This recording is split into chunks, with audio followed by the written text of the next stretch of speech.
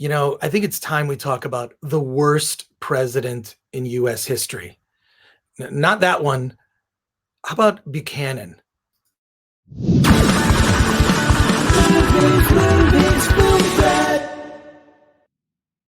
Welcome to the Film Threat Podcast. I am Chris Gore, and it is my job, it is my duty, it is my mission to bring to light and to bring to your attention independent films that should be on your radar to see on video on demand, Amazon Prime, iTunes. That's how I'm living these days. That's how I'm getting. How do you think it is to just sit here and have to watch everything? You got to seek stuff that's beyond the normal streaming services and look for other types of independent films. And I'm fortunate enough to find these for you. Raising Buchanan is an indie film that you need to check out. It's an incredibly unique comedy. And I'm excited today to have on the director and the star and producer, Bruce Dellis, the director, Amanda Melby, the star and producer of the film. Welcome to the Film Threat Podcast. Thanks for coming to talk to me today. Thanks, Chris. Thank you for having us. I love that you've got two completely different posters. These are two poster designs. Like, it's normally you settle on one piece of key art and you've got two pieces of key art. So that's a good start right there. Bruce's is our festival run poster, and this is our distribution one.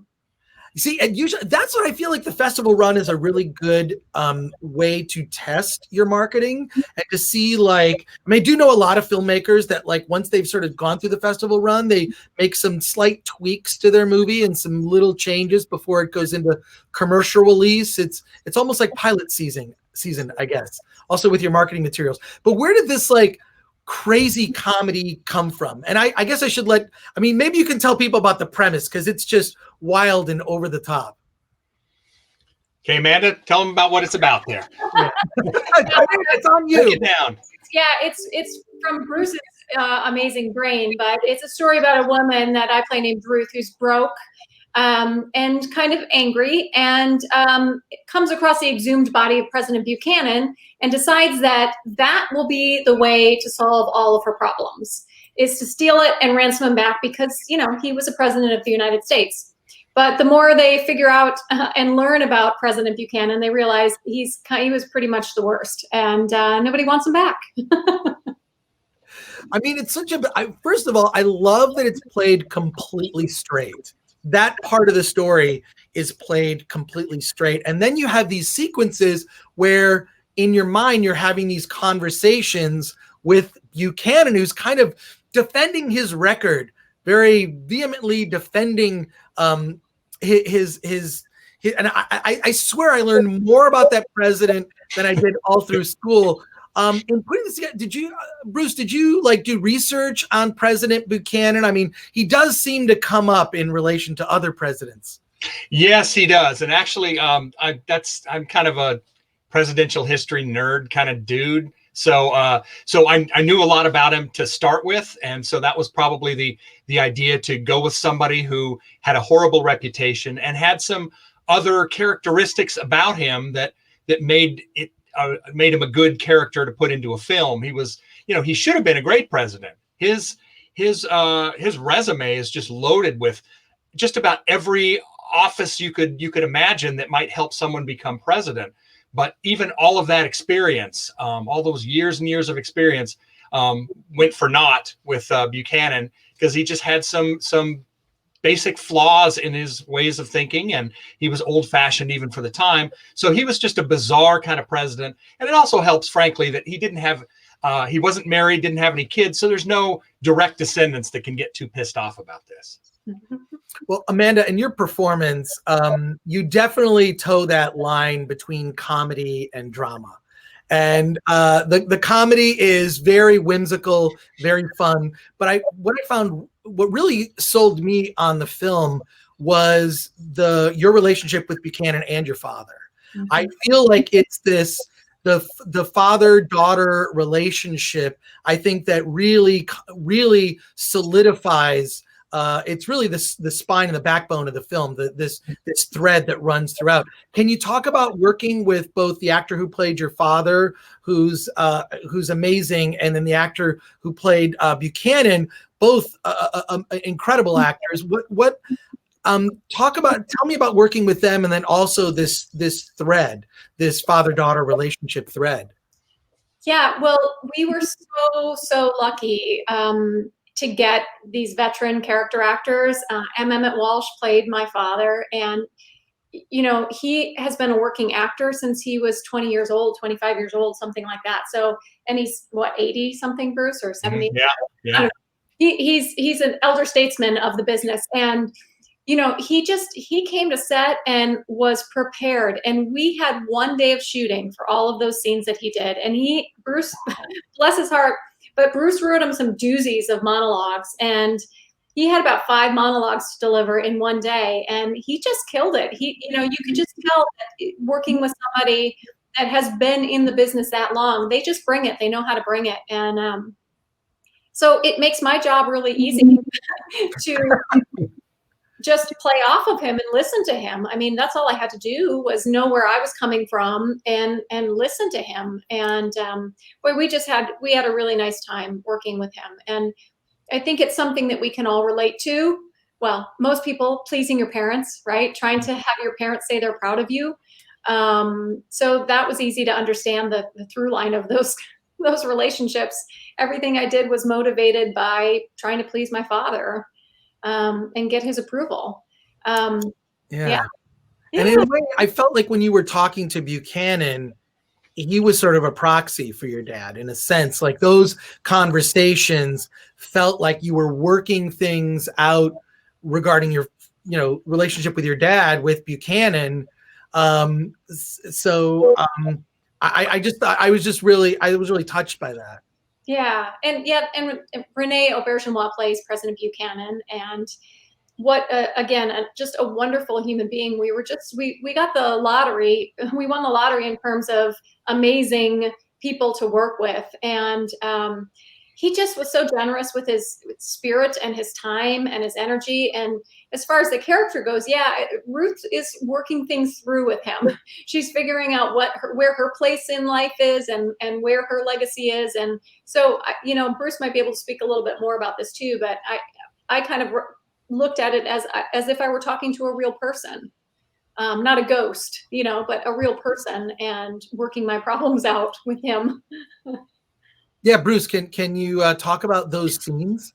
Yeah, it was really, that was kind of the difficult thing to really latch on to. It's like, if we're going to have President Buchanan actually in this as a walking, talking person, how does he manifest himself? Is he a real guy? Has he come back to life and is bedazzled by the real world and needs to know how television works? Well, we didn't want to go down that weird route, and it didn't need to be this spiritual hazy thing. It just needed to be, as Ruth, Amanda's character, begins sort of reading about Buchanan and learning about him, she's confronted with these horrible, great expectations that he had, but horrible legacy, and she confronts him on it in a way that just feels real. So he needed to be not just some manifestation of how Ruth sees him, but he needed to be kind of a three-dimensional guy who is sort of like Buchanan was after his administration, which was he sat down to write a book to defend his legacy. He never really came to grips with what a shitty president he was, and that's a difficult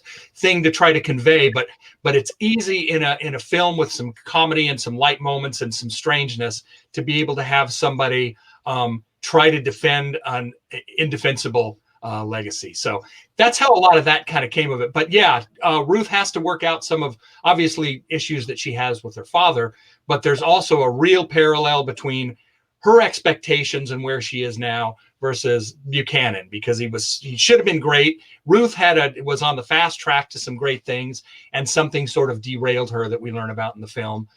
So they do kind of follow a similar pattern. So she begins seeing a little bit more of herself also in Buchanan's life than she probably would care to admit. Well, that casting of those two roles just really ground the movie. I mean, Emmett, like people would know him as Deckard's boss in Blade Runner, and Renee was under a heck of a lot of makeup in Deep Space Nine. So, but the rest of the cast is really fun as well. Your group of friends, Amanda, I don't know how you assembled this fun group, but it seems like you were definitely friends off camera as well as on camera. Yeah, we were. Jennifer Falsgraf, who she and I have worked together forever, and Bruce and she and I have worked together. So that is truly a genuine friendship. And then Kathy Shim, we just lucked out. We hired, well, we didn't. We hired a great casting director. Honestly, let's give some credit to Chadwick where credit's due. But he had worked with Kathy before and recommended her for the part. And you know, we blindly had faith in his recommendation and turned out to be spot on. She just clicked in like she'd been a member of the ensemble for her entire life. And she was here the entire shoot. So she came in from California, and we put her up in a hotel, and every day picked her up, and she came to the set, and we hung out and had her over for dinner one time, and we had it. Yeah. So, and she's still a great friend. Yeah. Wow. Making movies in the before times. That's well, yeah, it does seem like there were, you know, because of our relationship that we ended up having with Kathy Shim and such a good experience on set. It really does for other people who are directing films, indie films. Boy, it makes a huge difference if you cast it properly and get the right people in those roles and have people who just aren't dicks. It's really nice to have people who are kind, people willing to step in and do anything, very flexible in terms of how you do things, because things were really, really organized on our set, surprisingly, just for an indie film, very organized, but that's not always the case. So to have somebody who can kind of roll with that stuff, boy, that makes the director's job a hell of a lot easier. Well, you don't need to read this book, but I would recommend to my audience that they read a book called The No Asshole Rule. Which is it was mainly written about the tech industry, but I read it and it's really just about like working in a collaborative environment. Like just, you can hire one toxic person and it can ruin an organization, especially an organization like Film Threat. That's a small group of a tight knit group of people. That's become my rule. And it really does. It feels like magical when you get that group that works really well together. Mm-hmm. To work toward a goal. Now, I'm curious, the movie is now out in commercial release, so it's available on iTunes Video on Demand, all the platforms, so seek it out, people. Amazon, however you watch your movies. I don't judge. I get movies on Vudu. I don't know, I just like Vudu. They have a lot of sales. I like Vudu.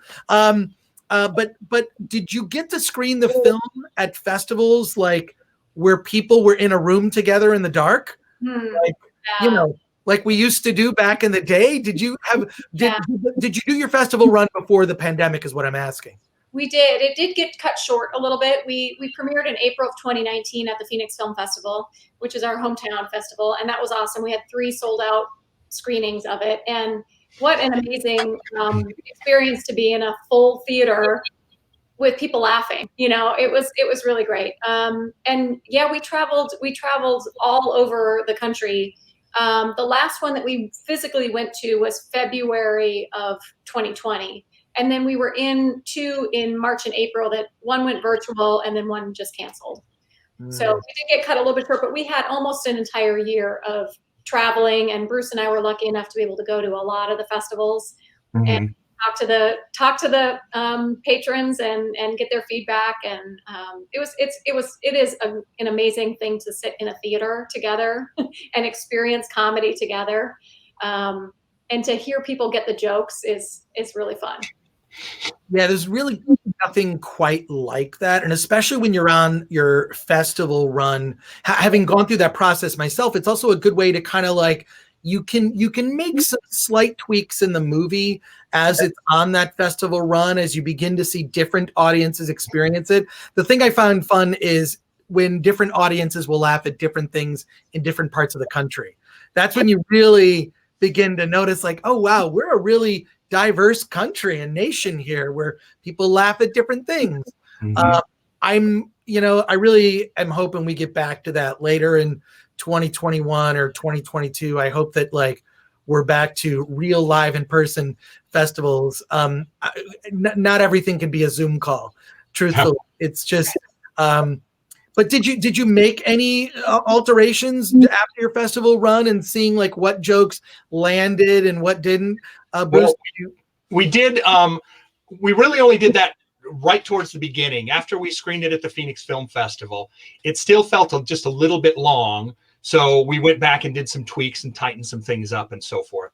There weren't any wholesale changes necessarily, but we did ask a few people that we really trust to give us some notes as far as that stuff goes. Robert Bengaran was one of the ones who really gave us some good notes that allowed us to tweak it a little more than we already had. And we've been tweaking it for a while. So we finally got it down to about the length that we wanted. And I don't think we made any changes beyond that. But after the first couple of festivals, we did work that.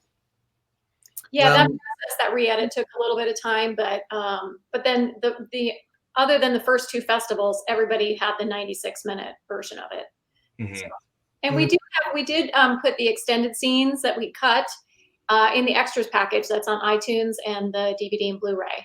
Oh, that's great. Yeah, so if people want to see the things that we cut. And there's also, if you haven't learned enough about Buchanan, also on the Blu-ray is one of the things we did in taking the film festival stuff was we actually went to Lancaster, Pennsylvania, where he's from. They have a festival there, and they were very, very welcoming, and it was a wonderful experience. And they took us on a little private tour of Buchanan's home and so forth. And of course, it's a national site there. So so as a result of that, they have a really well-produced 20-minute documentary about Buchanan that was just brand new at the time when we were there. And they allowed us to put that on the Blu-ray as well. So if somebody has some compelling interest in learning all they can about Buchanan, well, that's on there too. And that's thanks to the folks at the Lancaster Heritage folks. Well, I will say in the pantheon of presidential comedies, this is one of the best. It's going to always turn up in one of those top 10 presidential comedy lists. So you're in good company.